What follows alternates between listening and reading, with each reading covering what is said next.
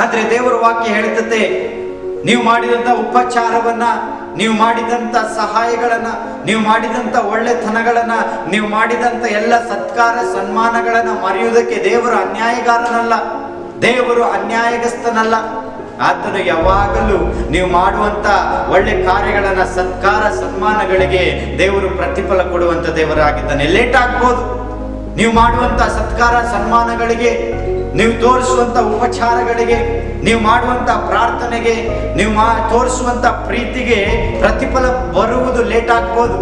ಆದ್ರೆ ಲೇಟ್ ಆದ್ರೂ ಕೂಡ ದೇವರು ತನ್ನ ಸಮಯಕ್ಕೆ ಸರಿಯಾಗಿ ನಿಮ್ಮನ್ನ ಪರೀಕ್ಷೆ ಮಾಡಿ, ಆ ಪರೀಕ್ಷೆಯಲ್ಲಿ ನೀವು ನಂಬಿಗಸ್ತರಾಗಿ ಕಂಡು ಬಂದರೆ ದೇವರು ನಿಮ್ಮನ್ನ ಆಶೀರ್ವಾದ ಮಾಡಿ ನಿಮ್ಮ ಕೃತ್ಯಗಳಿಗೆ ತಕ್ಕ ಹಾಗೆ, ನಿಮ್ಮ ನಡತೆಗೆ ತಕ್ಕ ಹಾಗೆ ದೇವರು ಪ್ರತಿಫಲ ಕೊಡ್ತಾನೆ. ದೇವರ ವಾಕ್ಯ ಈ ರೀತಿಯಾಗಿ ಹೇಳ್ತದೆ, ದೇವರು ಅವನವರ ನಡತೆಗೆ ಸರಿಯಾಗಿ ಪ್ರತಿಫಲ ಕೊಡ್ತಾನೆ.